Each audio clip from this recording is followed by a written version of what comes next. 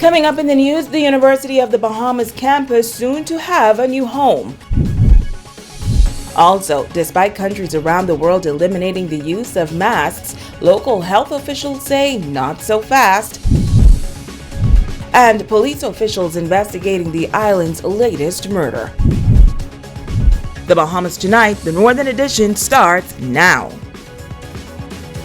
This is the Bahamas Tonight, Northern Edition.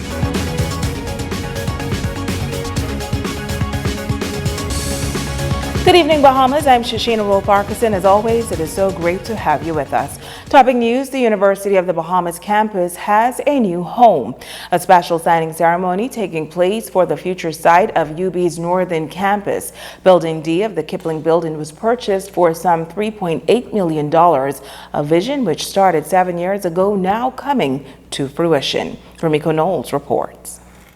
The signing of the purchase and sales agreement to acquire Building D of the Kipling Building commencing with a prayer for the facility followed by the national anthem. The building was acquired for some $3.8 million. Welcoming the university to Pine Ridge neighborhood, the Minister for Grand Bahama, the Honorable Ginger Moxie. In our blueprint for change, Grand Bahama is positioned to become the innovation capital of the Bahamas. So it is so fitting that UB recently announced that the Center for Entrepreneurship and Innovation and Business Incubator will be right here on Grand Bahama Island, the home of maritime and logistics, the home of events and entertainment, and the home of innovation. The Minister of Education, Technical and Vocational Training, the Honorable Glennis Hannah Martin, says the signing signifies national progress. This signing today will ignite and unleash a youthful, positive, hopeful energy, a spirit of optimism in Freeport and throughout the island of Grand Bahama and across our nation. This new space for learning and innovation and research and independent thought and synergistic exchange and academic progress in the heart of Grand Bahama will enrich the ethos of this island population. President and Chief Executive Officer Dr. Rodney Smith commending those who saw the vision for the campus at the complex. He says for many years it has been a landmark for locals and visitors, and he's confident the university will bring a level of prestige along with the hub of transformative transformation and revitalization. Northern Campus President Dr. Ian Strawn made a promise to students that the campus will return bigger and better, and he's happy that promise was kept. Because of UB's presence here, we will see more growth in the surrounding area. Current businesses will see increases in revenue. New businesses will pop up, and the events hosted by the university will keep the area alive both day and night. This campus will become the heartbeat of Freeport. This campus will be a beacon of hope and an engine of economic growth, of cultural revival, of social uplift, and of urban transformation. It will epitomize the game-changing impact universities can have in the societies they serve. The Grand Bahama Port Authority has had a long and productive partnership with the University of the Bahamas. The port's director and member of UB's Board of Trustees, Henry Cooper, says they are pleased to see robust plans for the campus in the downtown area. Meanwhile, Board of Trustees Chairperson Allison Maynard Gibson regards the campus as the focal point for national development. She says the story of UB North reflects that of the life of the late Reverend Hayward Cooper Sr.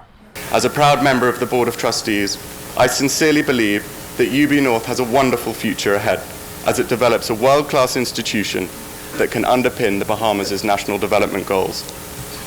The growth of UB North will be the catalyst for the sustainable development of the Grand Bahama community, socially, economically, academically, and professionally.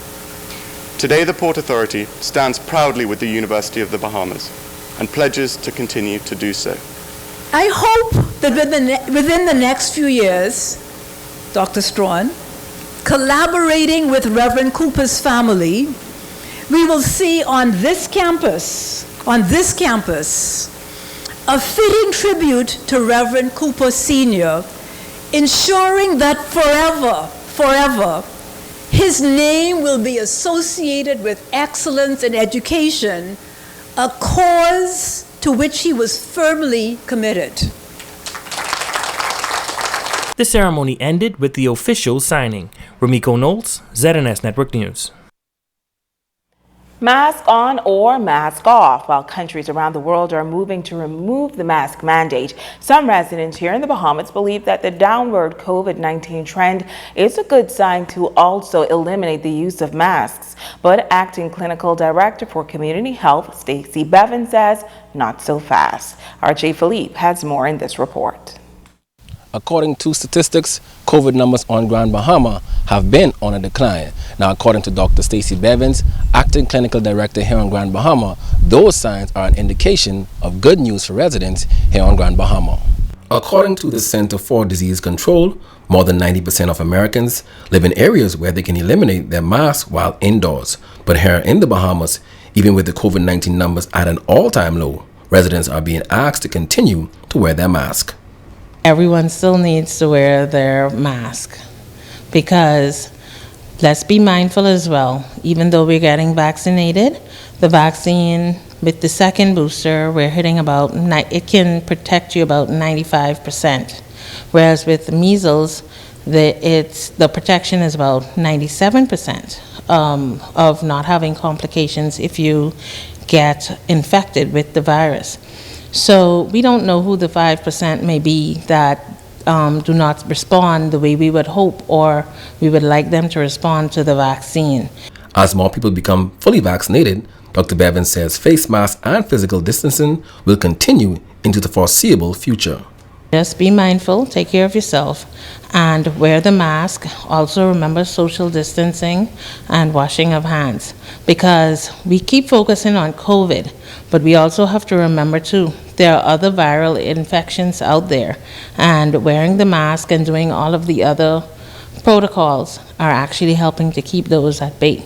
Bevans also added that those who are fully vaccinated should also continue to avoid medium and large gatherings, and those who are not vaccinated and considered high risk. And even with students and teachers who recently returned to face-to-face learning after the midterm break, to be very cautious as they head back into the classroom.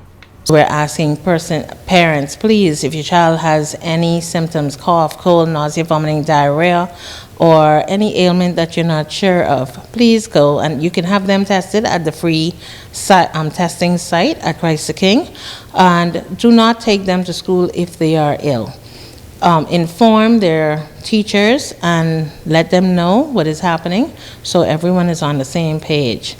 Overall, Dr. Bevans is cautioning that the wearing of masks is one of the reasons why there is a downward trend as it relates to COVID cases on Grand Bahama.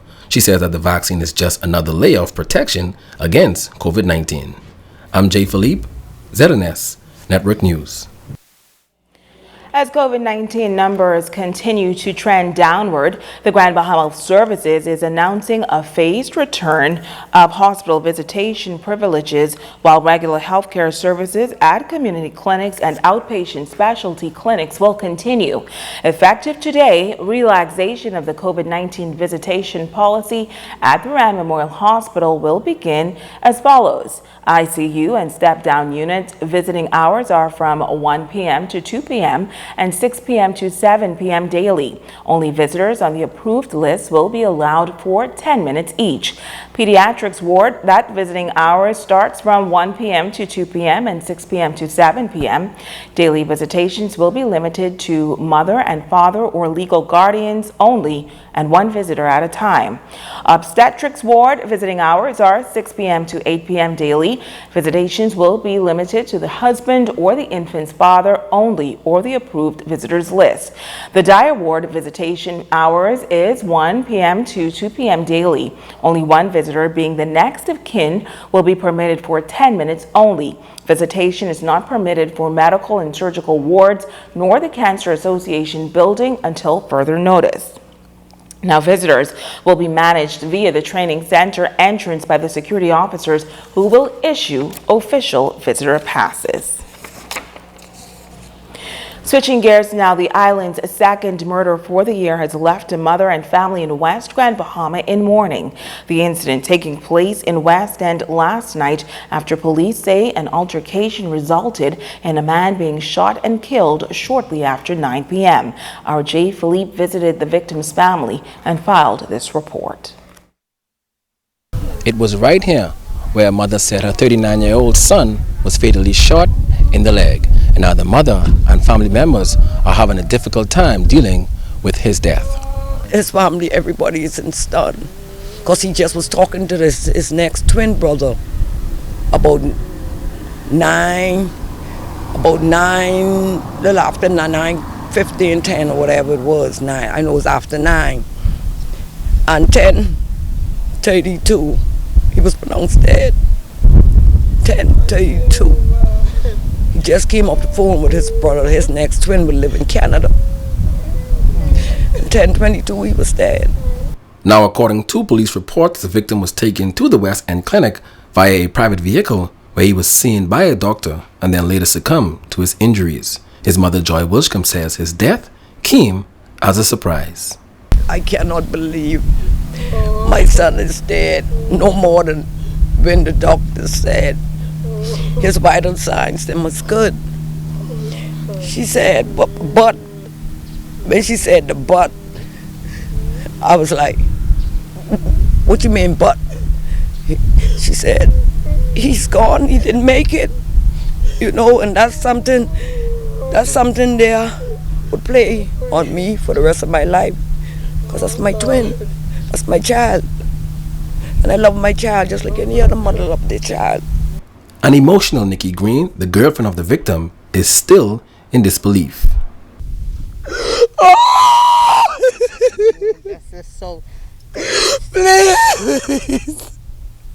Oh no! So, it come like those people come and kill me. They come to kill. Oh God! Him or somebody else, they come for my blood. brother wasn't even involved in none of that. He had no wife, no one dad. He was a faithful person. He always a nice person, always willing to give us last. Oh Lord, just let me serve. His mother, Joy Green, described the victim as a caring and loving person. And now that he's gone, the family is asking for justice. I'm looking for justice. I want justice to be done. My son don't deserve to bleed to death like this. You understand? Yes, he gets shot in the leg. He did. But it burst the main artery and the artery floor. It burst too wide. So all the blood just ran out of him. Time as he reached the clinic, he was just about dead. Now, according to police reports, 3 males and a female was arrested and are assisting police with the investigation. I'm Jay Philippe, ZNS Network News. Now, our ZNS News team also speaking with Superintendent of Police Teresita Pinder, who says police were called to the scene and discovered the victim had already been transported to the West End Clinic. She says that police are on the right track in regards to this incident, hoping to draw a conclusion in short order. The 6th of March, 2022, shortly after 9 p.m., police were called at the West End Police Station to a very popular business establishment in the West End community, and there were reports of a shooting incident there. Officers quickly responded, and upon arrival they were told that the victim had already left in a private vehicle to the West End Community Clinic. Upon officers' arrival there, they were told that the victim was under doctor's care. We later learned that the victim succumbed to his injuries. The police, in their initial stages of investigation, they were able to take 4 persons into custody. That is 3 males and 1 female. At this point in the investigation, we are quite sure that we are on the right track in regards to this incident. And we hope to draw a conclusion to this incident in very short order. Now, Pinder also advising the community on how to handle these types of situations or face 3 possible outcomes. Police would like to state this, that we're understanding that persons who have volatile situations or volatile relationship are taking matters into their own hands. And we've been through this, and we've been repeatedly saying this to the community, to the public, on how to handle situations like this. So we're going to say it like this time. It's either 3 outcomes.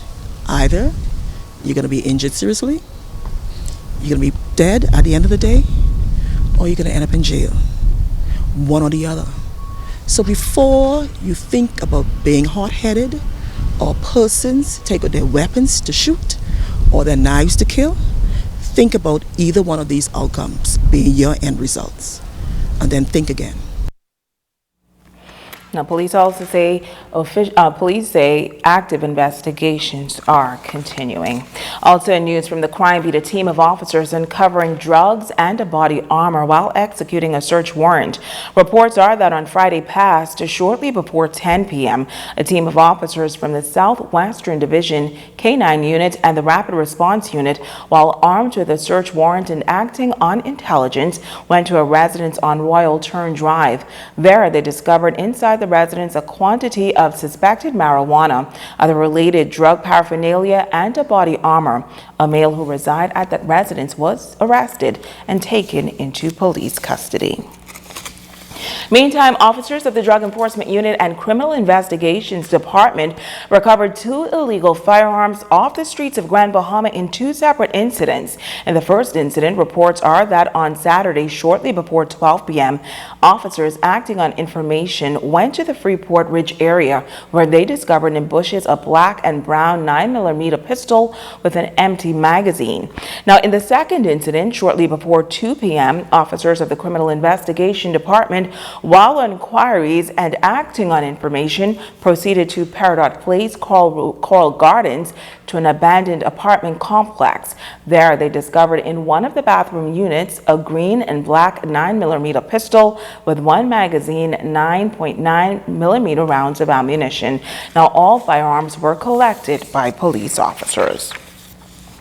24-year-old Caldwell Carlton Cooper, a resident of number 156 Oats Lane, is now in police custody. An all-points bulletin was issued on Cooper late last week for armed robbery, considering the wanted suspect armed and dangerous. Police say Cooper turned himself in on Friday, March 4th at the Central Detective Unit. Stay with us. We'll be back right after this.